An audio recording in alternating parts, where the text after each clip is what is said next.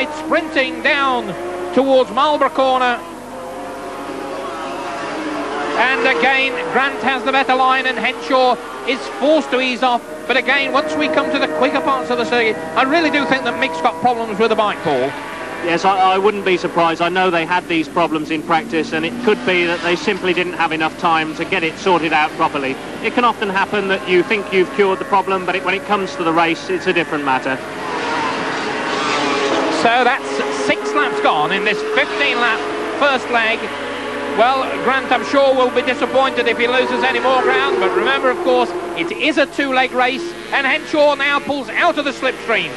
But again, it looks as though his privately owned Suzuki isn't a match for the lighter weight Skoal Bandit machine, and Grant holds the advantage going past the Lisboa Hotel, out towards the San Francisco Barracks, up Spook Hill, and Grant brushing against the Armco.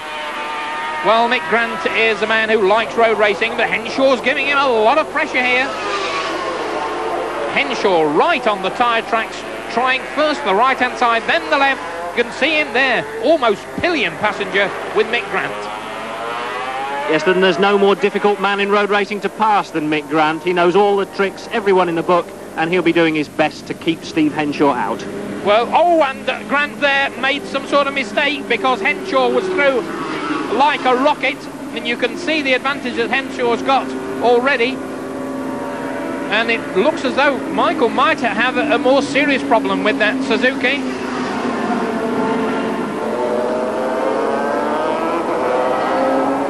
Well, Grant has gone down from 3rd place to 5th.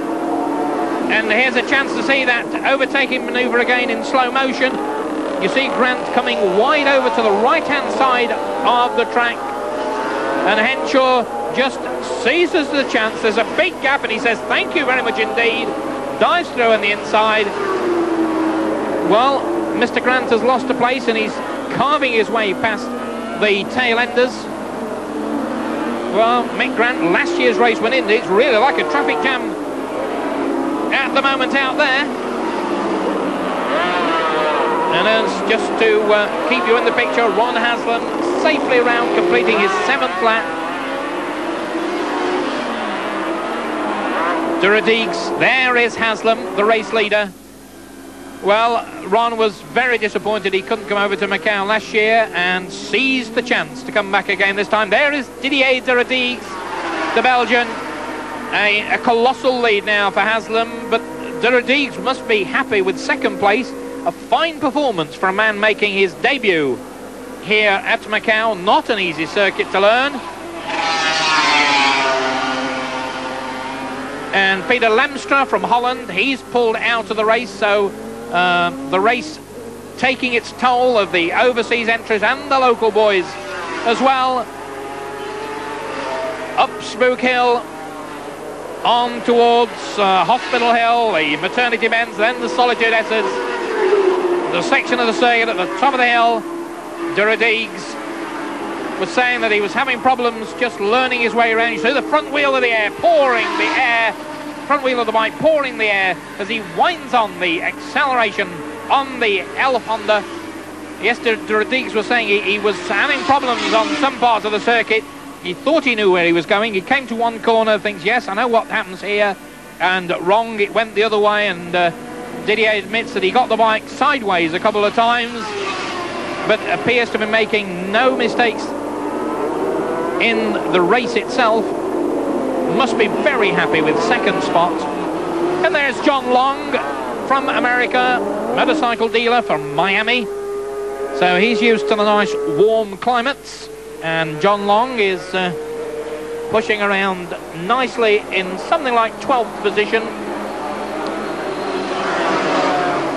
John Long, his father, John Long was a well-known racer in the United States, competed in all sorts of events, including the Daytona, big race at Daytona, when that used to be on the sand, on the beach race. We're back now with number 5, Ron Haslam.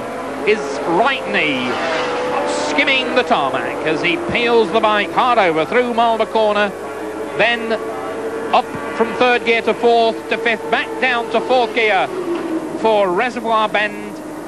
Then it's the fastest section of the circuit into 6th gear and top gear for Ron Haslam, approaching something like 170 miles an hour as they exit Yacht Club Bend and sprint down the straight towards Statue Corner and the Lisboa Hotel. And some of the local guys about to be given a riding lesson from Ron Haslam. Ron buys his time, he's got a comfortable lead, he doesn't have to rush. There is Radigues in 2nd place. And 24 seconds the gap between Haslam and Radigues. Comfortable advantage then. That's Wong Kai Shu going through, one of the local guys from Hong Kong. A man who's hit the headlines in both the senior race and the Grand Prix over the past couple of years or so. No change in the top 5. There's Didier de Radigues, there's one of the slow men, and he's moving over to let Didier go through. That was in fact Joseph Nanu on the Mick Hemmings Suzuki. And into the pits.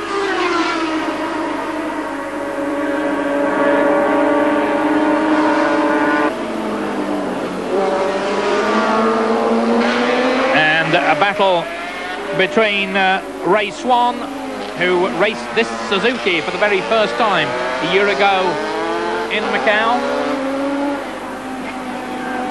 And it looks as though Mick Grant is in the pits. It looks as though Mick Grant has pulled into the pits. I was just checking to look through the binoculars down there, and Mick Grant in the pits, so a problem for last year's race winner.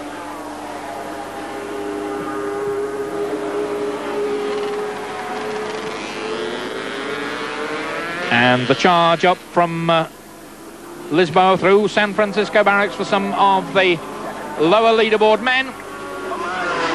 And we pick up now 2nd place man, Didier. In fact, that's the race leader, Ron Haslam. My apologies to Ron Haslam. And there you can see Mick Grant, the helmet is off. And that would appear to be very much the end of the race. And looking down, 2 of the men who've helped Mick so much this week, that's Alberto and Adriano. They've put their effort into helping out with the preparation of the bike, and all that work, all Nigel Everett's work and all the local Suzuki imported men's work, in vain. Mick Grant out of this first leg. And that means, of course, that up a position now will go. Well, Steve Henshaw already was in 4th position, so that means number 19, Ernst Gschwender, will move up another position. Haslam, the race leader, charging up Spook Hill into 4th gear as they get to the top, changing down through the gearbox. The sweeps and S's of Maternity Bend, then into Solitude S's. And the yellow flag being waved there. We can't quite see what the problem is, but no doubt Mr. Haslam will see in a moment. Ron Haslam, the race leader,